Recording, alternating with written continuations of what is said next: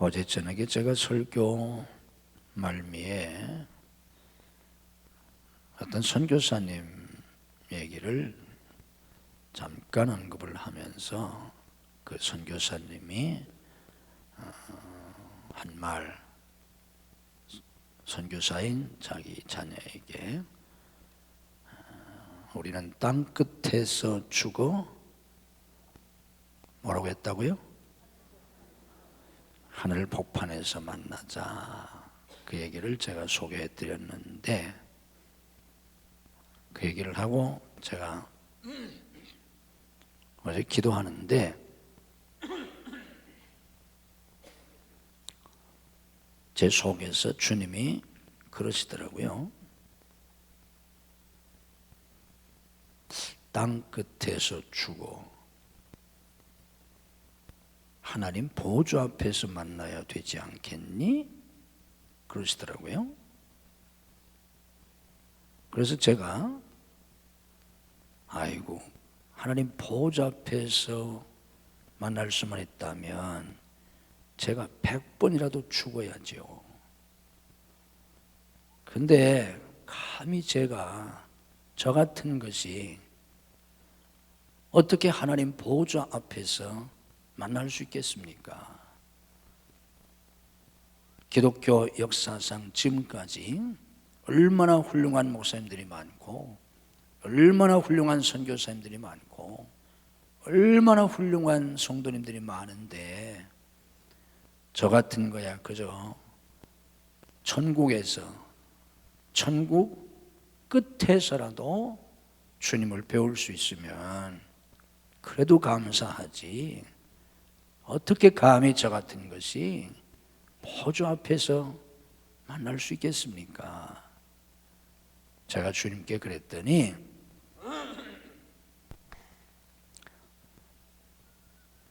주님이 뭐라고 하셨을까요?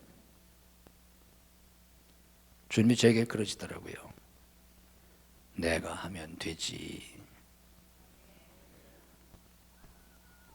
그러시더라고요. 그래서 그 뒤에 그 문제를 가지고 제가 좀 더 주님하고 기도를 했고 오늘 새벽에도 우리 교회에서 새벽기도 기도하는 시간에 제가 그 문제를 붙잡고 좀 기도를 더 했습니다.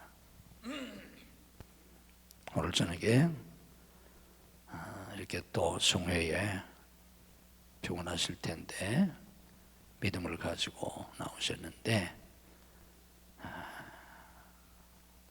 우리가 무슨 자격이 있어서 무슨 공로가 있어서 그런 어떤 자격이나 뭐가 있겠어요. 그러나 다른 사람을 축복하는 마음으로 한번 옆 사람에게 그런 축복을 빌어줬으면 좋을 것 같아요. 땅 끝에서 죽어 보좌 앞에서 만납시다. 한번 해보세요.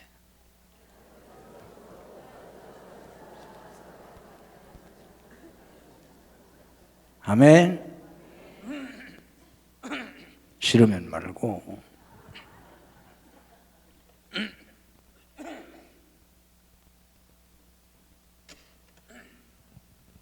정말 그렇게 된다면 얼마나 좋겠어요. 제가 그랬다니까요. 하나님 보좌 앞에서 만나야지. 주님이 그러시기에 아이고 그렇다면 제가 100번이라도 죽어야죠. 제가 주님한테 그랬다니까.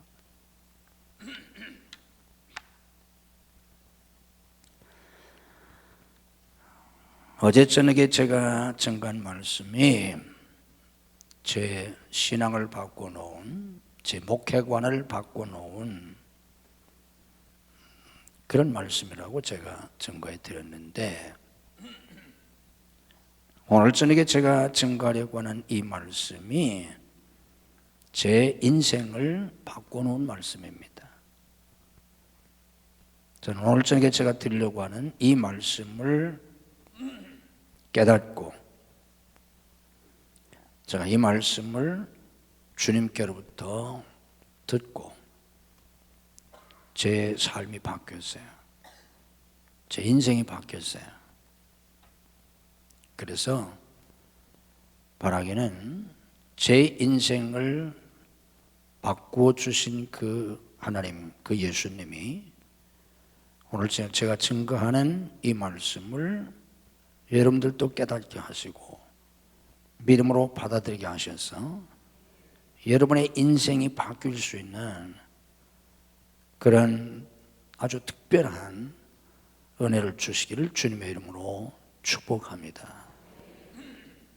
제가 믿기는 저를 바꾸어 놓으신, 제 인생을 변화시켜 주신 그 하나님이 오늘 저의 증거를 통해서 말씀 듣는 여러분 중에 누군가는 이 말씀이 필요하고 또 이 말씀을 들을 수 있고 깨달을 수 있고 받아들일 수 있기 때문에 이 말씀을 주님이 주시는 줄 믿습니다. 그분이 누구일지는 모르지만 분명히 그 말씀을 들을 수 있는 분들이 계실 것이고, 제가 바라기는 여러분 모두가 한 분도 예외 없이 그런 은혜를 받으시고 돌아가실 수 있기를 주님의 이름으로 간절히 축원합니다. 인생은 여러 가지로 설명을 할 수 있지만 인생은 불완전한 사람이 불완전한 사람들과 함께 불완전한 환경 속에서 사는 것입니다. 제가 한 달 한번 따라서 해보세요. 시작.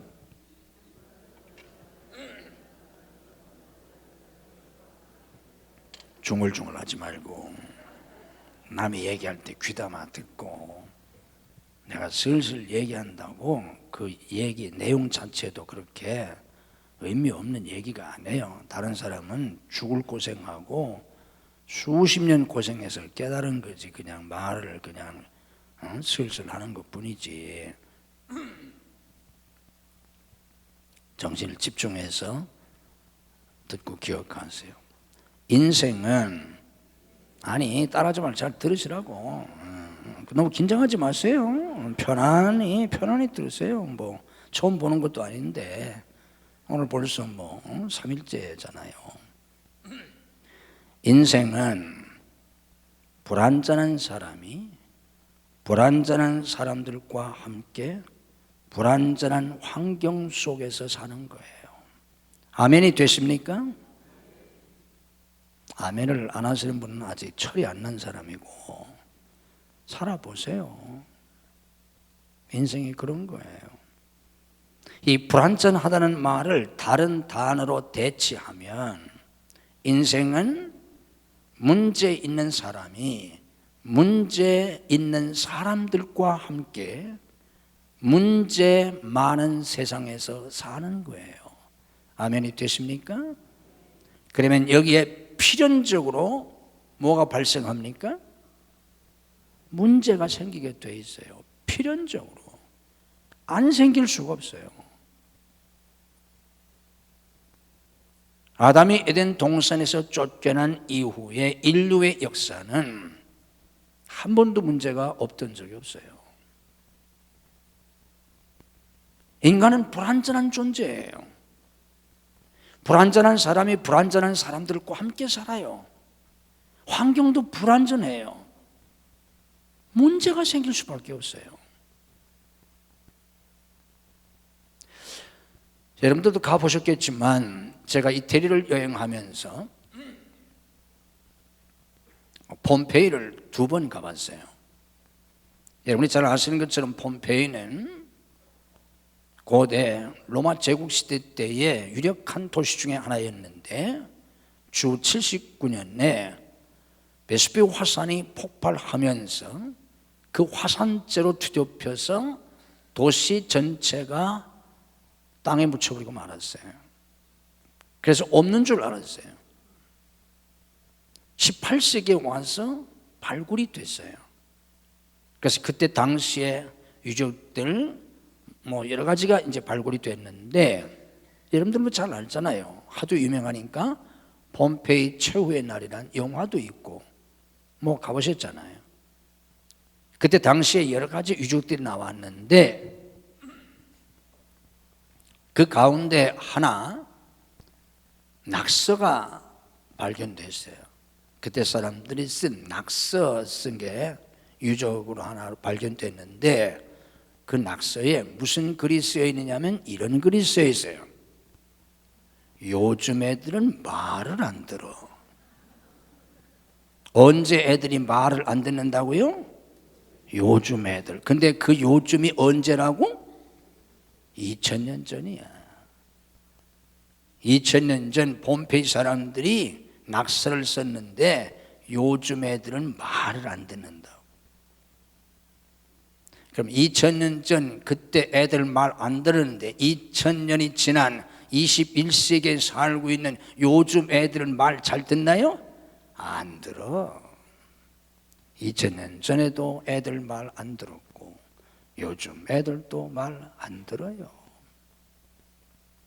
이게 세상이고 인생이에요. 아무 문제가 없는 그런 이상향을 사람들이 꿈꾸지만, 우리말로 이상향이라고 번역하는 유토피아라고 하는 그 말은, 그게 헬라에서 나온 말인데 없다는 뜻을 가진 우란 말과 장소란 뜻을 가진 토포스가 합해서 된 말이에요. 유토피아라고 하는 그 말은 그 단어의 뜻 자체가 그런 곳은 없다는 뜻이에요. 유토피아가 어디가 있어요? 이 땅에는 없어요. 나중에 천국 가면 거긴 천국이니까 아무 문제가 없어요. 그래서 거기서 우리는 완벽한 기쁨, 평안, 행복을 영원히 누릴 수 있어요. 그러나 이 땅엔 문제 없는 날이 없어요. 문제 없는 사람이 없고, 문제 없는 가정이 없고, 문제 없는 교회가 없고, 문제 없는 나라가 없어요. 문제 속에서 살아요. 그래서 갈등이 있고, 다툼이 있고, 상처가 있고, 아픔이 있어요. 때로는 죽고 싶고, 인생을 살아가면서 한 번도 죽고 싶다는 생각을 해본 적이 없는 사람은 아직 철이 안 난 사람이에요. 인생을 모르는 사람이에요. 살다 보면 그런 분도 어느 날인가는 정말 죽고 싶다, 죽었으면 좋겠다. 심지어는 믿는 사람들도, 믿음이 좋은 분들도 하나님 더 이상 살고 싶지 않아요. 저 데려가 주세요. 그런 기도를 할 정도로 인생엔 그런 아픔과 고난이 많습니다. 때로는 죽여버리고 싶고, 때로는 아주 가까운 사람, 자기 가족조차도 죽여버리고 싶은 그런 마음이 드는 게 인생이에요. 한 여론조사 기관에서 30, 40대 기혼 여성들에게 이런 질문을 했습니다. 당신에게 만일 살인 면허가 주어진다면 제일 먼저 누구를 죽이시겠습니까? 30, 40대 기혼 여성들에게 설문조사를 했더니 1순위가 남편이었습니다. 살인 면허가 주어지면 제일 먼저 죽이고 싶은 사람이 남편이라고.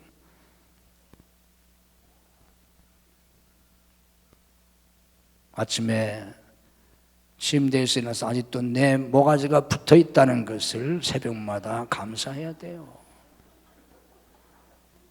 감사해도 무슨 일이 날지 바로 옆에 있는 내 배우자가 정말 나를 죽여버리고 싶은 그런 마음도 든다는 걸 알아야 돼요.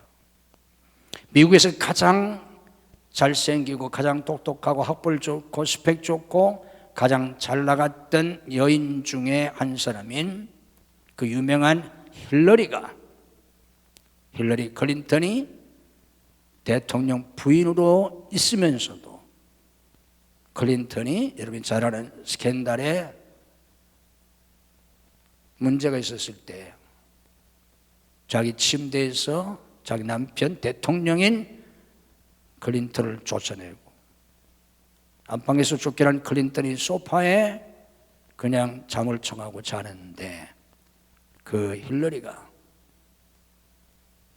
안방에서 쫓겨나서 거실 소파에 잠들어 있는 자기 남편 목을 졸라서 죽이고 싶었다는 거예요. 대통령도 이렇게 죽임을 당할, 죽여버리고 싶은 그런 지경에 처하는데 뭐 보통 사람들이 오죽하겠어요. 자, 이렇게 우리가 살아가는 건데 어떻게 살아야 되나? 죽고 싶고 죽이고 싶고 그러면서 죽을 수도 없고 죽을 수 없잖아요. 확 죽어버리고 모든 것이 끝난다면 죽지 않을 사람은 어디 있겠어요? 저도 옛날에 죽었어요. 그러면 죽이고 싶을 때 죽일 수 있나요? 때로 죽여버리고 싶은 생각이 나지만 죽일 수 없어요. 때로는 죽고 싶지만 죽을 수가 없어요. 죽고 싶지만 죽을 수도 없고 죽여버리고 싶지만 죽여버릴 수도 없고 그러니 자칫하면 인생은 지옥이에요. 맨날 싸우고 맨날 다투고 맨날 상처받고 맨날 아파하고 지긋지긋한 아주 진절이 나는 이런 삶을 얼마든지 살 수 있어요. 또 많은 분들이 그런 삶을 살고 있어요. 예수 믿는 사람도 예외가 없어요. 심지어는 저 같은 목사도 예외가 없어요. 이런 인생살이 속에서 우리가 어떻게 해야 이 속에서 행복하게 살 수 있을까? 어떻게 해야 나도 살고 내 주변 사람도 살고 나도 살고 다른 사람을 살리며 살아갈 수 있을까? 어떻게 하면 이런 속에서 나도 행복하고 다른 사람도 행복하게 살 수 있을까? 제가 깨달았습니다. 이 진리를 깨닫고 제 인생이 바뀌었어요. 이제 본문 말씀을 먼저 설명해 드리겠습니다. 본문 말씀은 여러분들이 익히 알고 계시기 때문에 광야 생활할 때 모세가 목말라 하는 백성들 앞에서 하나님이 반석에 명해서 입으로 반석에게 명령해서 물을 내라고 하셨는데 모세가 반석에게 명하지 아니하고 지팡이로 반석을 2번 쳐서 물이 나오기는 했는데 이 사건 때문에 모세가 가나안 땅에 들어가지 못했다고 하는 이 얘기 정도는 여러분들이 익히 들어서 거의 다 알고 계십니다. 자, 그런데 이 본문 말씀, 이 사건 속에서 우리가 깨달아야 될 아주 중요한 내용이 뭐냐고 하면 하나님이 반석에 명해서 물을 내라고 하셨는데 반석을 친 모세에게 하나님이 뭐라고 말씀하시냐면 너는 백성들 앞에서 나의 거룩함을 나타내지 아니한 고로 가나안 땅에 들어가지 못한다고 하셨습니다. 여기서 우리가 주의해서 보아야 할 것은 너는 내게 불순종했기 때문에 가나안 땅에 못 들어간다가 아니고 하나님은 나의 거룩함을 나타내지 아니한 고로 그랬잖아요. 12절 보세요. 여호와께서 모세와 아론에게 이르시되 너희가 나를 믿지 아니하고 이스라엘 자손의 목전에서 내 거룩함을 나타내지 아니한 고로 너희는 이 회중을 내가 그들에게 준 땅으로 인도하여 드리지 못하리라 하시니라. 굉장히 중요한 말씀입니다. 잊어버리지 않도록 한번 저를 따라서 두 번만 한번 따라서 해보세요. 저를 따라서 너희가 내 거룩함을 나타내지 아니한 고로. 한 번만 더 하세요. 내 거룩함을 나타내지 아니한 고로.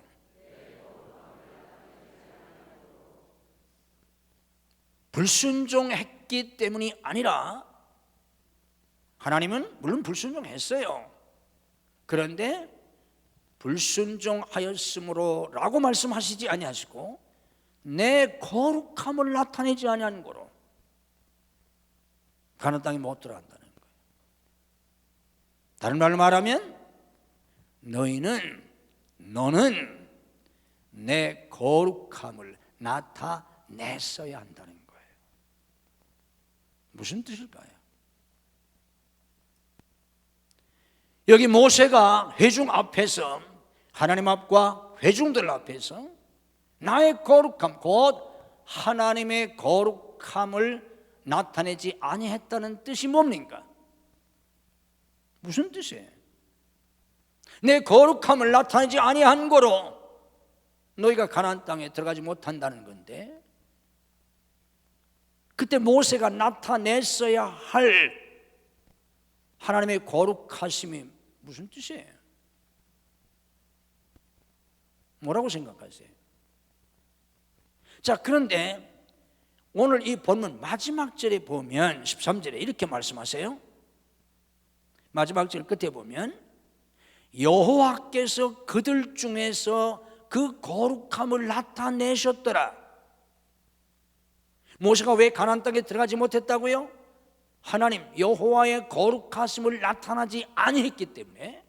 그런데 하나님은 마지막 절 하반절 보면 여호와께서 그들 중에서 그 거룩함을 나타내셨더라. 하나님은 거룩함을 나타내셨다는 거예요. 이게 무슨 말이에요? 이게 무슨 뜻이죠? 모세가 회중들 앞에서 하나님의 거룩하심을 나타내지 않았다는 뜻이 뭡니까? 뭐 감이 옵니까? 이 말씀을 이렇게 연결시켜 보면 무슨 뜻이죠? 무슨 뜻이겠어요? 하나님의 거룩하심을 나타내지 아니했다. 또 하나님은 여호와께서는 그랬잖아요. 여호와께서 그들 중에서 거룩함을 나타내셨더라. 그럼 하나님이 그들 중에서 나타내셨다고 하는 거룩함의 의미가 뭡니까? 모세는 그 하나님의 거룩하심을 나타내지 않았기 때문에 가나안 땅에 못 들어간다고 엄청난 책망을 들은 거고, 하나님의 거룩하심은 뭐예요? 뭐예요? 뭐죠?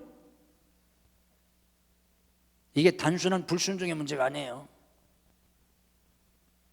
자, 내용을 정리해드리면 이런 거예요. 마실 물이 없다고 아우성치고 원망하고 불평하는 이스라엘 백성들, 그랬잖아요. 회중이 물이 없으므로 모세와 아론에게로 모여드니라. 백성이 모세와 다투어 말하여 이르되 우리 형제들이 여호와 앞에서 죽을 때 우리도 죽었더라면 좋을 뻔하였도다. 너희가 어찌하여 여호와의 회중을 이 광야로 인도하여 우리와 우리 짐승이 다 여기서 죽게 하느냐? 너희가 어찌하여 우리를 애굽에서 나오게 하여 이 나쁜 곳으로 인도하였느냐? 이곳에는 파종할 곳이 없고 무화과도 없고 포도도 없고 성료도 없고 마실 물도 없도다. 막 이렇게 대들잖아요. 원망하고 불평하고. 그때 하나님이 모세에게, 반석에게 명해서 물을 내라고 했는데 모세와 아론이 회중을 반석 앞에 모으고 이렇게 말합니다. 10절, 모세와 아론이 회중을 그 반석 앞에 모으고 모세가 그들에게 이르되 반역한 너희여 들으라. 우리가 너희를 위하여 이 반석에서 물을 내랴 하고 모세가 그의 손을 들어 그의 지팡이로 반석을 2번 치니 물이 많이 솟아났다. 이게 하나님의 거룩하심을 나타내지 아니한 거라는 거예요.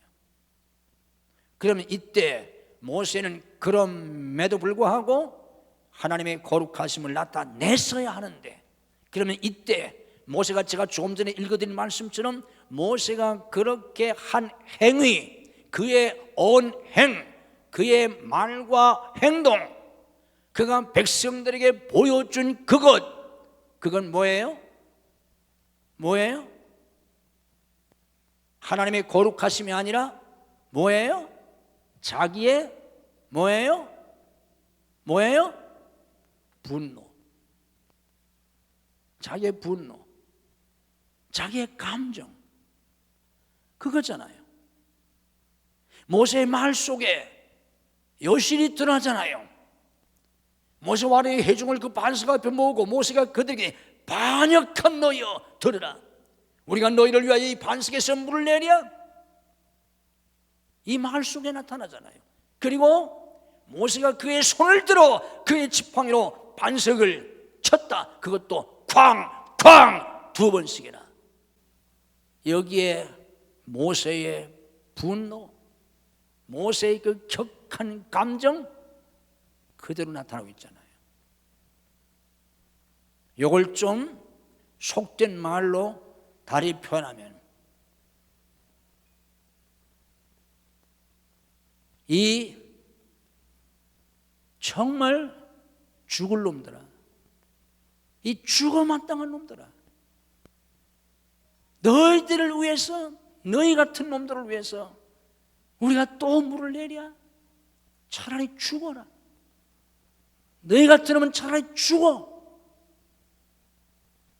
그런 모세의 마음, 모세의 격한 감정, 모세의 분노, 이게 모세의 말과 행동에서 나타나고 있는 거예요. 그런데 하나님은 회중 앞에서 나의 거룩함, 하나님의 거룩하심을 나타냈어야 한다는 거예요. 자, 이 말씀을 좀 더 잘 이해하기 위해서 제가 배경을 좀 설명해 드리겠습니다. 우리는 항상 성경을 이해할 때 그 배경을 알지 못하면 깊은 의미를 알 수가 없어요. 이게 도대체 이게 어떤 배경에서 어떤 때 있었던 일이냐? 20절 첫 절에서 이렇게 말합니다. 첫째 달에 이스라엘 자손 곧 온 회중이 신광야에 이르러 백성이 가데스에 이르니, 거기서 2절 회중이 물이 없으므로 첫째 달에 있었던 사건이에요. 이 첫째 달, 무슨 첫째 달이라는 겁니까? 여기 첫째 달에 그랬어요. 무슨 첫째 달이라는 거예요?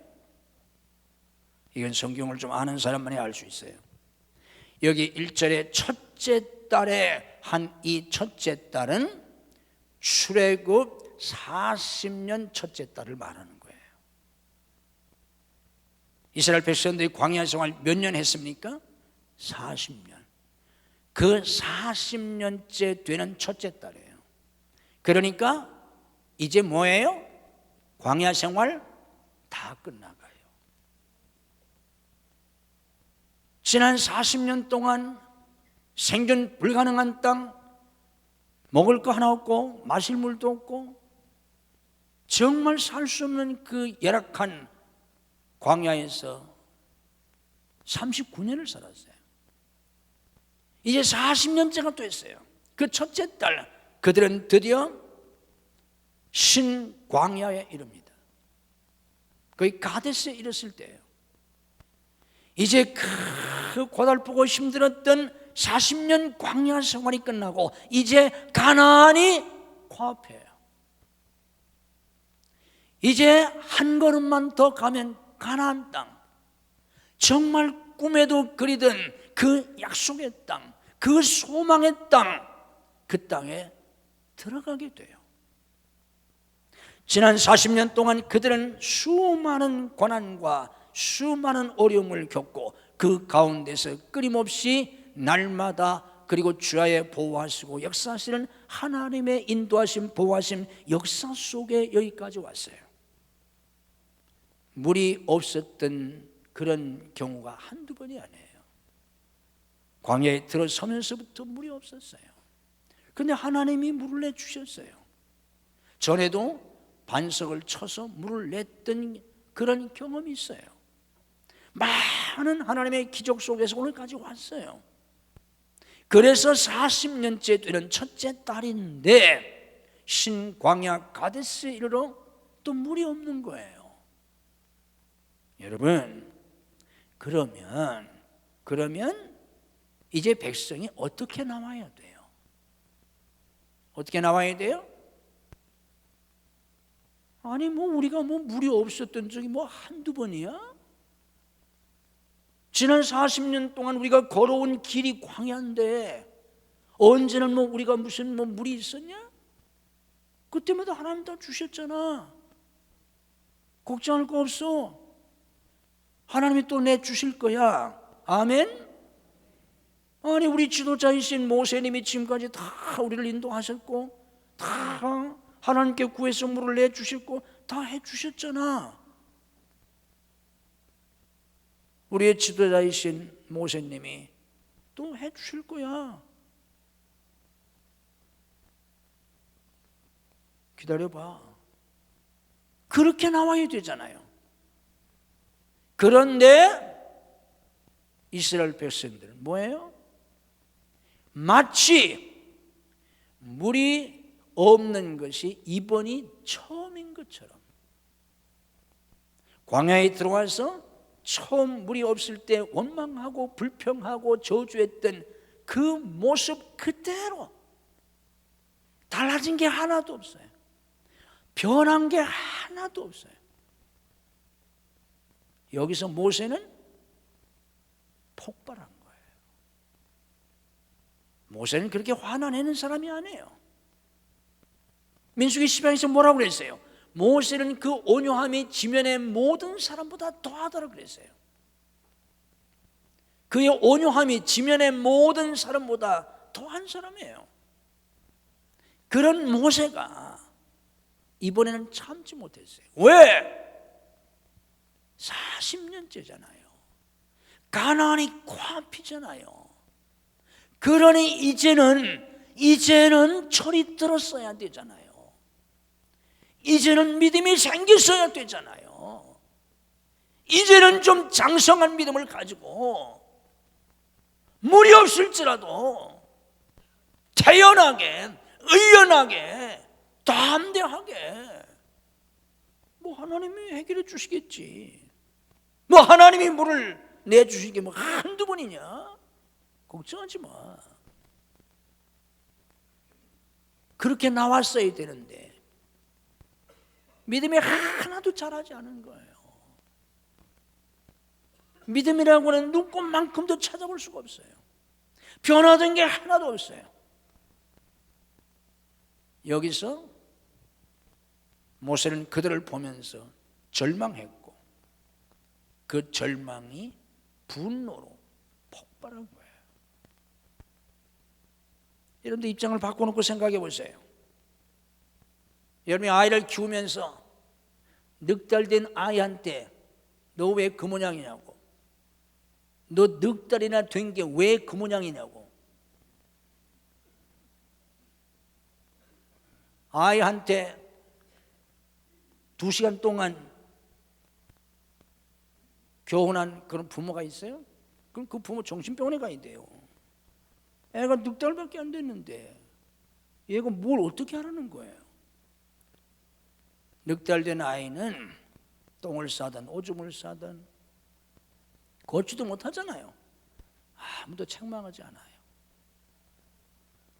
근데 얘가 지금 나이가 몇 살이에요? 40살이에요. 40살.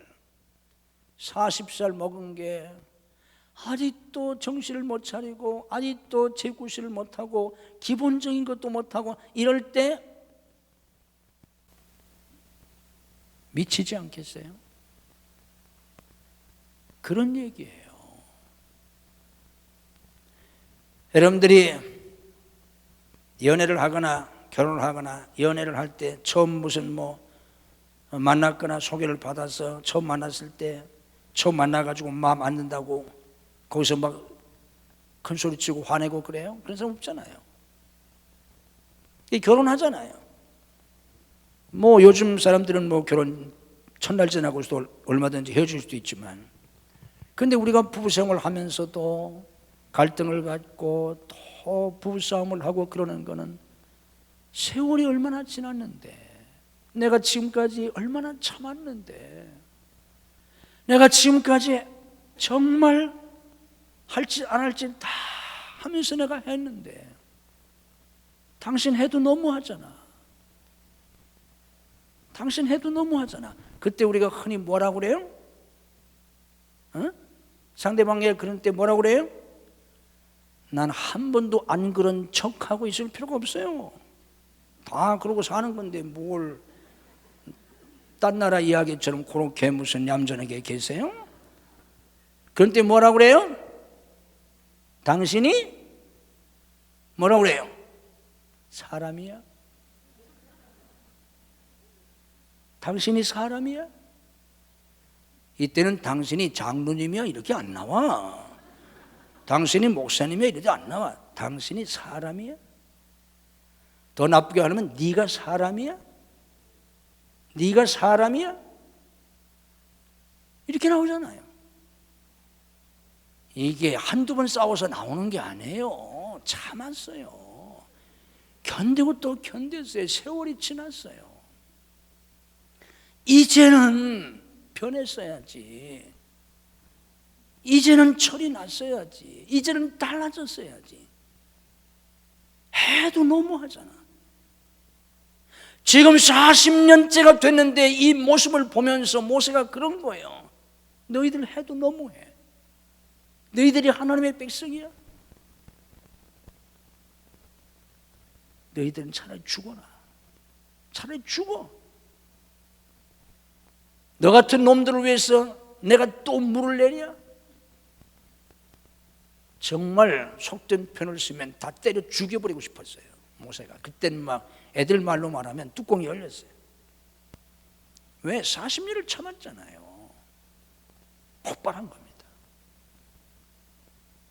그래서 회중들에게 그렇게 격한 말을 하고, 반역한 무리라고, 구약성경에 패역한 자들이라고 그랬어요. 그리고 그 격한 분노를 그대로 반석을 쳤어요. 두 번씩이나. 이게 하나님의 거룩하심을 나타나지 않았다는 뜻이에요. 자, 그런데 보세요. 그렇게 모세가 하나님께 불순종하고 반석을 쳤어요. 그럼 하나님이 물을 내주실 때 물이 안 나와야 돼요. 상식적으로 물이 나와야 돼, 안 나와야 돼? 불순종했잖아요. 물이 나와야 돼, 안 나와야 돼? 안 나와야 되잖아. 근데 물이 나오는 거야. 물이 조금 나와야 돼, 많이 나와야 돼? 나오더라도 조금만 나왔으면 죽지 않을 정도로, 한 모금씩만 마셔. 두 모금 마시면 그냥 죽여버릴 거야. 그냥 그 정도로 그냥 물이 그냥 한 모금만 마실 정도로 그 정도 내주셔야 되잖아. 근데 막 물이 넘치게 물을 내주셔서 사람과 짐승들까지 다 마시고도 남았어요. 그리고 하시는 말씀이 여호와께서 그들 앞에서 하나님의 거룩하심을 나타냈다는 거예요. 이 모습이 하나님의 거룩하심이 나타나는 거라는 거예요.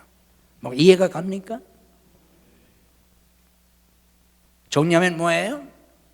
하나님은 모세는 지금 40년 동안 참고 왔는데 그 모습을 보고서 이제는 도저히 참을 수가 없어서, 해도 너무하기 때문에 구제불능의 인간, 너희들은 차라리 죽어야 돼. 너희들이 가나안 땅에 들어가? 너희들 가나안 땅에 들어갈 자격 없어. 나가 죽어라. 그런 심정이었는데 하나님은 뭐예요? 아무 일도 없었던 것처럼, 오늘 마치 그들이 처음 불평한 사람들인 것처럼, 그리고 심지어는 모세가 그의 분노를 이기지 못하고 격한 감정으로 반석을 쳤는데도 불구하고 모세가 생각했던 그 반역한 무리, 그 패역한 무리들을 위해서 넘치게 물을 내주시는 거예요. 이게 하나님의 거룩하심이라는, 거룩이라고 하는 본래 그 히브리어는 다르다는 뜻이에요. 구별됐다는 뜻이에요. 인간과 다른, 피조물과 다른. 천하의 모세도 죽여버리고 싶었는데 하나님은 마치 아무 일도 없었던 것처럼 그렇게 물을 내주시는 하나님의 그 무한하신 사랑, 하나님의 그 무한하신 은혜, 하나님의 그 무한하신 자비, 하나님의 그 무한하신 선하심, 이게 나타났잖아요. 이게 하나님의 거룩하심이 나타났다는 거예요. 다른 말로 말하면 하나님의 하나님 되심이 나타난 것. 그분의 선하심, 그분의 자비, 그분의 사랑, 그분의 은혜, 그분의 용서, 그분 되심, 그것을 나타내는 것. 이게 하나님의 거룩하심을 나타낸다는 뜻이에요. 모세가 어떻게 했어야 된다고?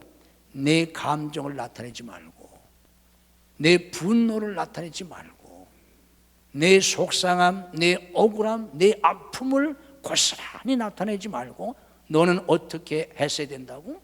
하나님의 거룩하심, 곧 하나님의 그 무한하신 선하심과 인자하심과 그의 자비와 긍휼과 그의 사랑과 그의 은혜와 그걸 나타냈어야 한다. 아멘? 이걸 다른 말로 말하면 뭐예요? 너는 하나님처럼 했어야 한다는 것. 이게 그리스도인의 삶이에요. 이게 하나님의 일꾼, 이게 하나님의 지도자들의 삶이에요.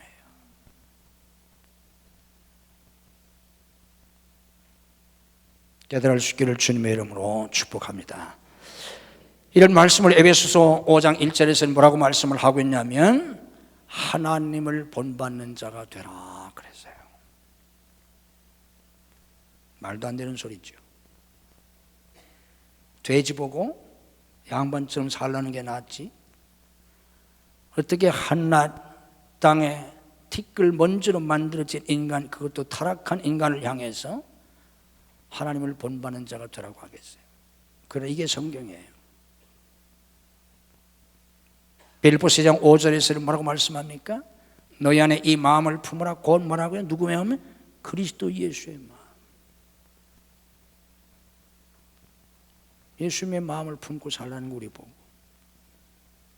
하나님을 본받아 살라는 거예요. 하나님처럼. 그리고 그것을 나타내라는 거예요. 이것이 하나님의 거룩하심을 나타내는 삶이에요. 아멘. 저는 이 진리를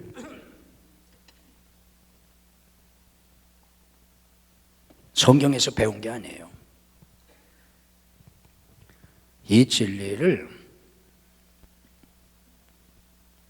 나중에 성경에 이런 말씀이 있다는 걸 나중에 깨달았고, 이 진리를 제가 예수님에게서 직접 배웠어요.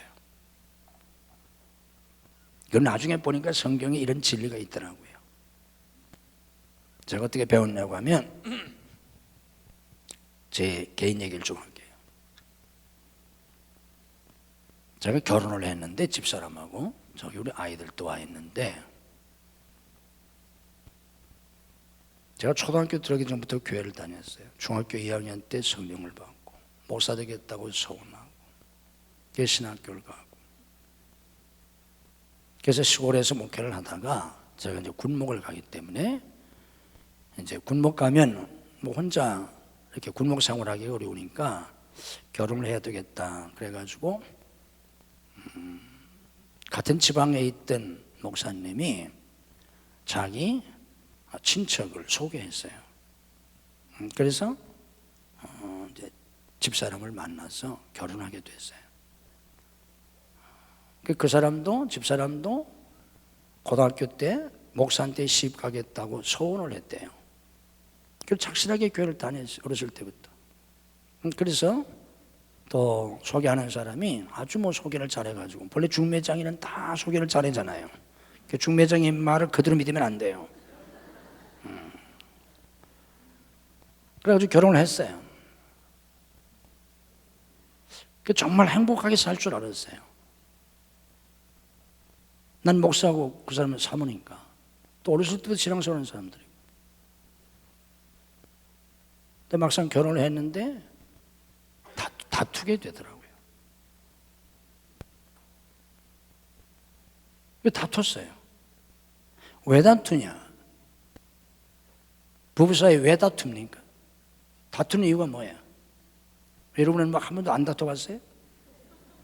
한 번도 안 다투 본 사람은 사람이 아니야, 그건. 그건 정신병자든지 아니면 성자든지, 보통 사람은 다 다투게 돼 있어요. 안 다툴 수가 없어요. 왜 다툽니까? 간단해. 안 맞아. 뭐가 안 맞아? 키가 안 맞아? 키는 아무 상관없어요. 코가 안 맞아? 아무 상관없어요. 뭐가 안 맞아? 마음이 안 맞아. 생각이 안 맞아. 안 맞더라고요. 전 충청도 사람이에요. 집사람은 경상도 사람이에요. 충청도 사람도 문제가 있고요, 경상도 사람도 문제가 있어요. 다른 도라고 문제 없는 거 아니에요. 내가 얘기를 안 한 것 뿐이지. 어쨌든 결혼 생활하는데 충청도 사람들도 되게 문제가 많은 사람 중에 하나예요. 성격적으로, 지방색적으로, 경상도 사람도 그렇고. 안 맞아. 저는 제가 결혼을 하기 전까지는 남자와 여자는 본래 근본적으로 안 맞는다는 걸 몰랐어요. 내가 어떻게 알았겠어요? 살아보질 않았는데. 우리 누님들이 3분이나 계셨지만 난 누님들하고 싸워본 적이 없어요. 그런데 결혼을 하고 나서야 남자와 여자는 근본적으로 안 맞는다는 걸 알았어요. 여러분, 남자와 여자는 근본적으로 안 맞아요. 그래서 달을 이자를 써서 이성이라고 하잖아요.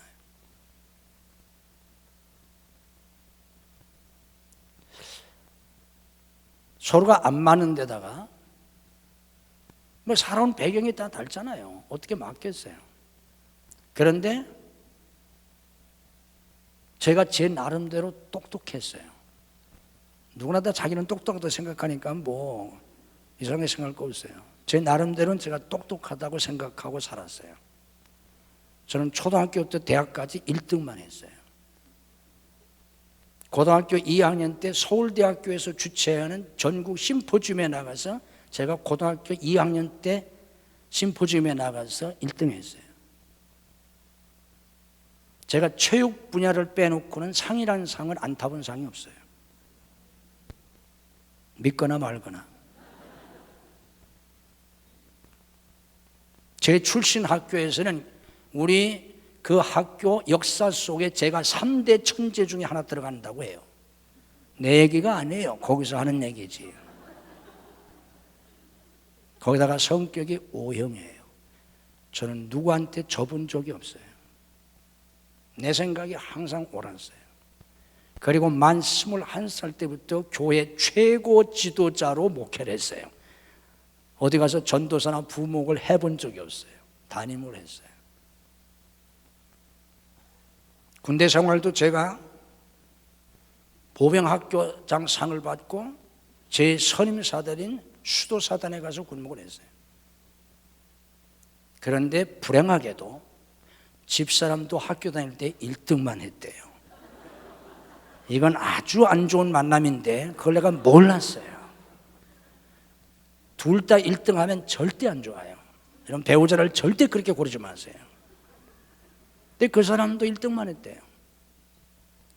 거기다가 나중에 알고 보니까 이 사람이 고등학교 때 대대장을 했대요.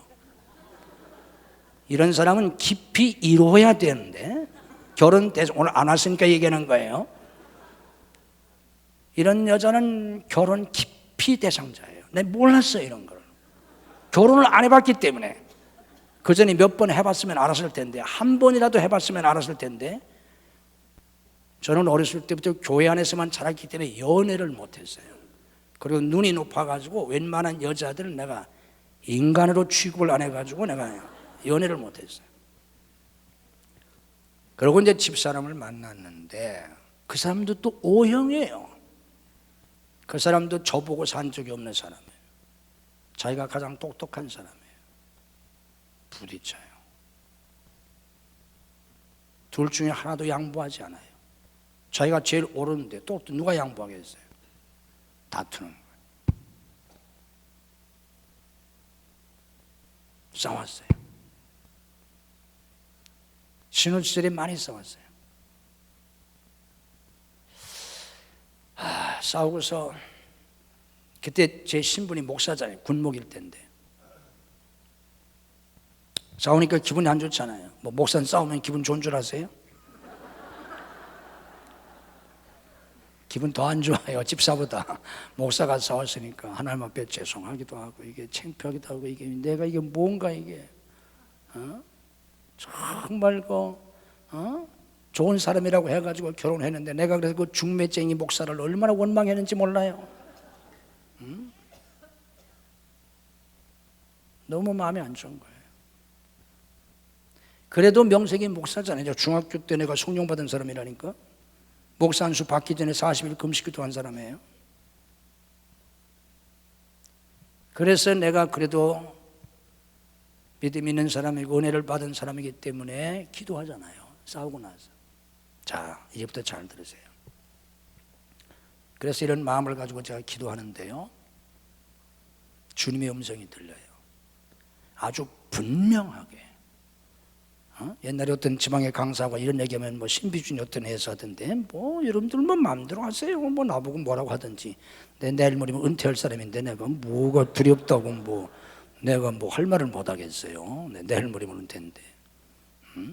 다음 주는 후임자 오는데 뭘. 다음 주는 후임자가 왜 우리 교회.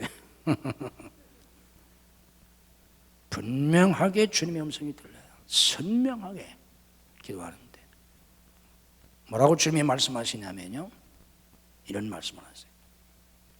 넌 그러면 안 돼. 넌 나처럼 해야 돼 하세요. 그래서 이 주님의 말씀을 듣고 제가 할 말을 잃었어요. 아니, 네가 좀 참으라든지, 네가 억울하지만 내가 다 아니까 뭐 어쨌다든지 뭐 저희 집사람이 또 잘못했다든지 네가 뭐가 틀렸다든지 뭐 이런 말씀을 하시면 뭐 쉽게 제가 수긍할 수 있잖아요. 근데 주님이 아무 말씀도 안 하시고 넌 그러면 안 돼. 넌 나처럼 해야 돼. 그러시는 거예요. 그래서 그 주님의 말씀 앞에 제가 뭐 할 말이 없잖아요. 그럼 뭐 제가 잘못했다고 그럴 수밖에 없잖아요. 제가 잘못했다고, 하나님 죄송하다, 주님 죄송하다, 제가 잘못했다고. 내가 뭘 잘못했다고? 주님이 저보고 넌 그러면 안 된다고, 넌 나처럼 해야 된다, 그러니까 주님처럼 해야 된다는 거잖아요. 그럼 내가 주님처럼 집사람한테 하지는 못했잖아요. 좀 전에 다툴 때, 좀처럼 싸울 때 내가 예수님처럼 싸웠나요? 그건 아니잖아요. 여러분들 싸울 때 예수님처럼 싸우세요? 그런 사람이 어디 예수님은 싸우지도 않아. 전 저처럼 싸운 거지. 그잖아요. 근데 예수님은 넌 나처럼 해야 된다는 거예요. 그래서 제가 잘못했다고 저 회개했어요. 그리고 그 뒤에 싸웠겠어요? 안 싸웠겠어요? 여러분들 잘못을 뉘우치고 뭐 상대방에게 사과하든지 회개하면 그 뒤에 다시는 그런 일을 안 합니까? 합니까? 그렇게 하는데 그 뒤에 또 싸워요. 목사인데도. 또 싸우는데 또 싸우고, 제가 그 명색이 목사니까, 은혜 받은 목사니까 기도하잖아요. 마음이 몹시 상해서 기도해요. 근데 주님이 또 말씀하세요.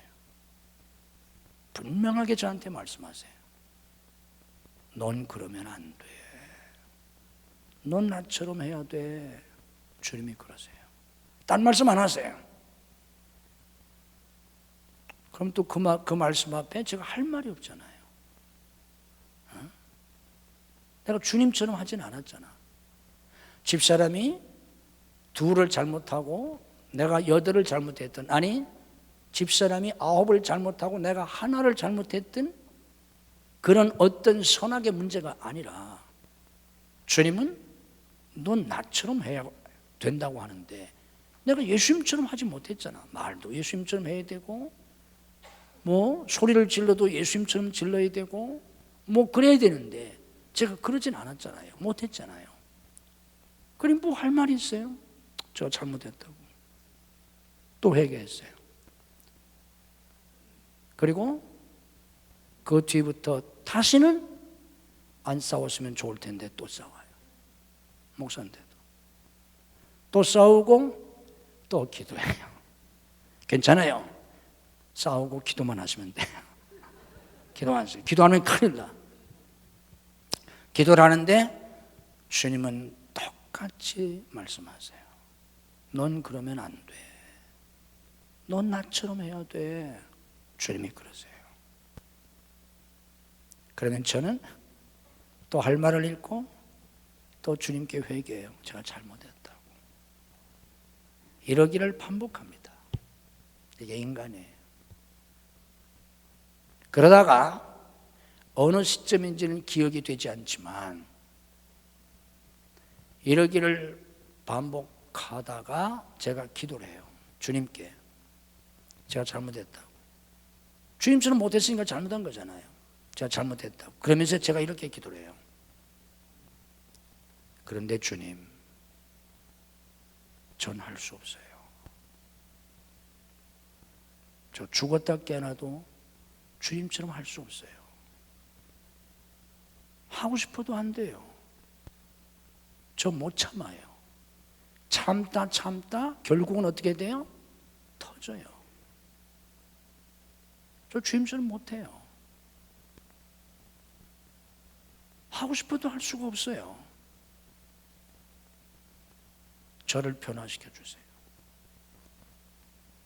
성령께서 저를 다스려 주세요. 성령께서 저를 도와주세요. 저 하고 싶어도 할 수 없어요. 이렇게 기도하기를 시작합니다. 이런 기도를 하자마자 성령께서 저를 도와주셔서 안 싸운 게 아니라 또 싸워요. 또 싸우고 기도하면 주님은 똑같이 말씀하세요. 넌 그러면 안 돼. 넌 나처럼 해야 돼. 그러면 제가 또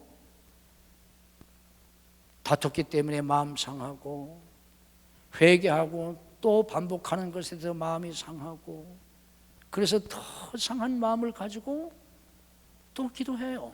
잘못했다고 기도하고 성령님 도와달라고. 저도 그렇게 하고 싶지만 저 못한다고. 안 된다고. 나 죽었다 깨어나도 안 된다고. 날 변화시켜달라고. 성령님 도와달라고 기도합니다.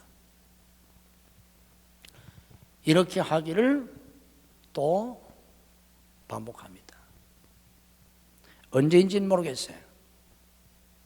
너무 오랜 세월이 지났기 때문에 언제인지는 모르는데 어느 시점에 이르러서부터 안 싸우게 돼요. 일주일이 멀다고 싸웠는데 한 달이 지나도 안 싸우고 1년이 지나도 안 싸우고 10년이 지나도 안 싸워요. 저는 지금 집사람하고 정말 한 번도 싸우지 않은 지가 몇 년이 지났는지 기억도 없어요.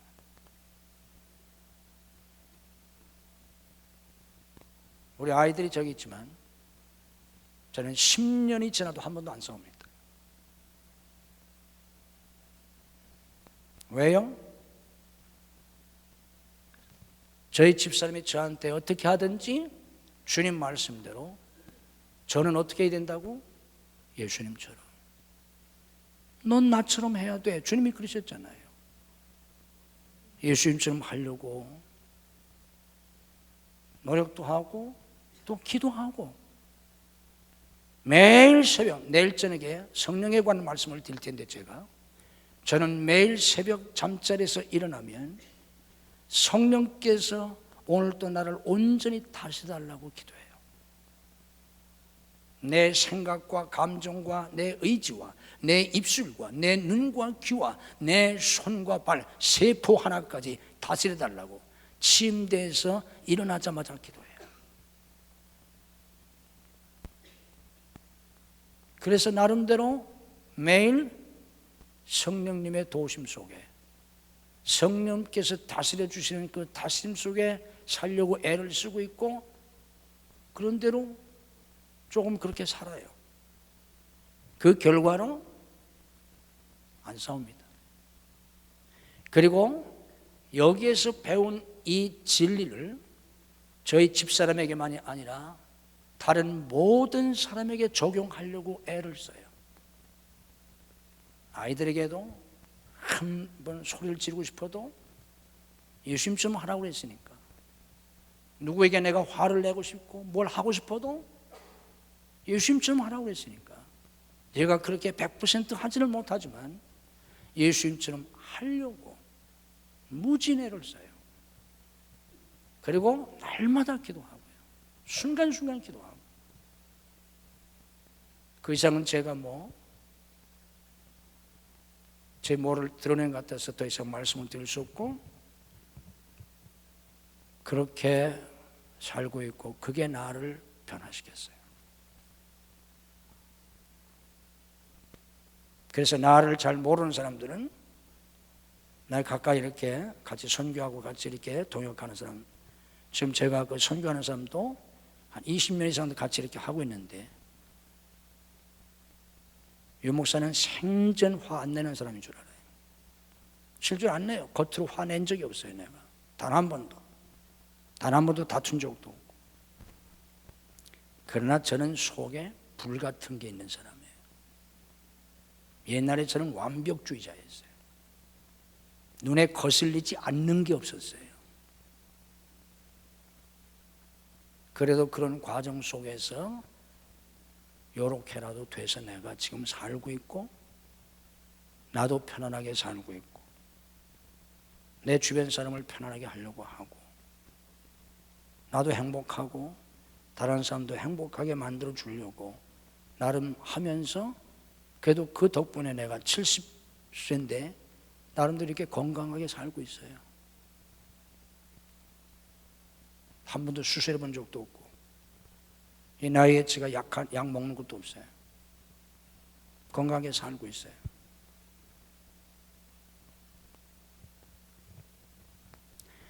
제가 작년에 워싱턴 DC 오순절 교회 가서 부흥회를 했어요. 거기 부흥회를 하면서 제가 이 설교를 했어요.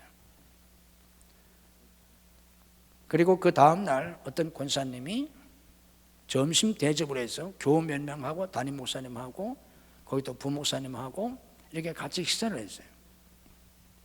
그 식사를 하니까 말씀에 은혜 받았다고 하면서 자기들 얘기를 하더라고요. 근데 그 중에 권사님 한 분이 아주 믿음이 좋아요. 아주 열심히 얼마나 좋은지 몰라. 기도도 얼마나 많이 하는지 모르고. 그 목사님 얘기하는 바에 의하면 그런데 남편하고 35년째 별거하고 있어요. 35년째 결혼해서 딸을 낳고 그 딸이 결혼해서 손주를 낳았어요. 그런데 두 사람은 35년째 별거하고 있어요. 그래서 제가 그분한테 그랬어요. 남편에게 전화해라. 남편에게 전화해서 무조건 당신이 잘못했다라, 무조건 무조건 내가 잘못했다. 정말 싹싹 빌어라.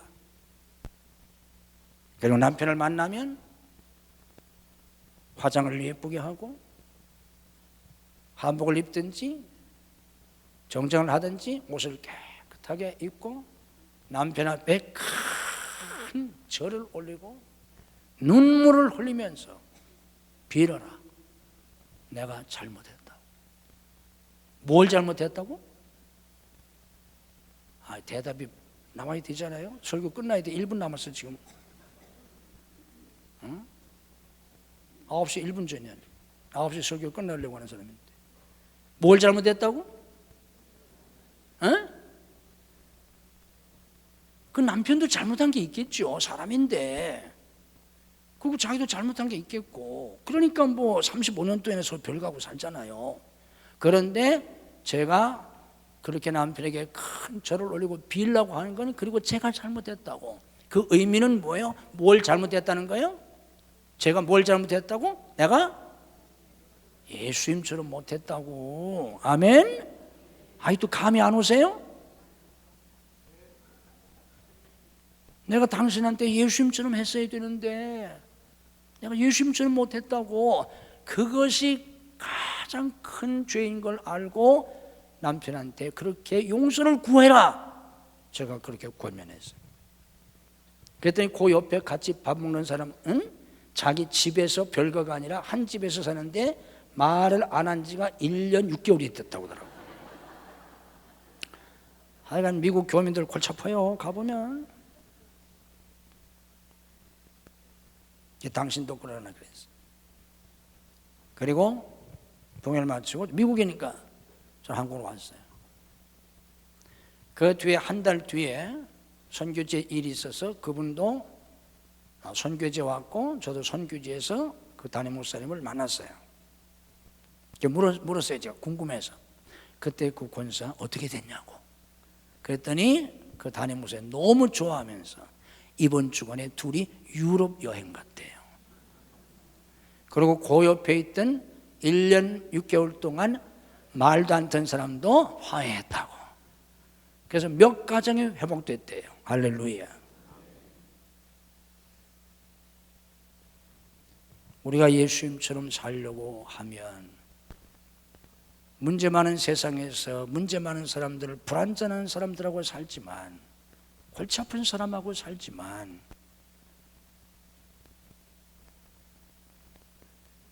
서로 용서하고 이해하고 품어주면서 참아주면서 살 수 있습니다. 그래야만 삽니다. 아멘? 그게 그리스도의 삶이에요. 자, 그런데 하나 더 얘기해 줄게요. 얘기가 아니라 그 후편. 1년 뒤에 제가 만났어요. 그 담임 목사님을 1년 뒤에 만나서 제가 이제 안부를 물으면서 그 교회에서 사실은 금년에 또 와서 부흥회를 해달라고 했는데 제가 뭐 사정이 안 되고 스케줄이 안 돼서 못 갔어요. 내년에도 꼭 내년에 꼭 오시라고 자꾸 그러는데 이제 궁금하기 때문에 물어봤어요. 그 권사님이 지금도 잘 사냐? 그랬더니 갈라섰대.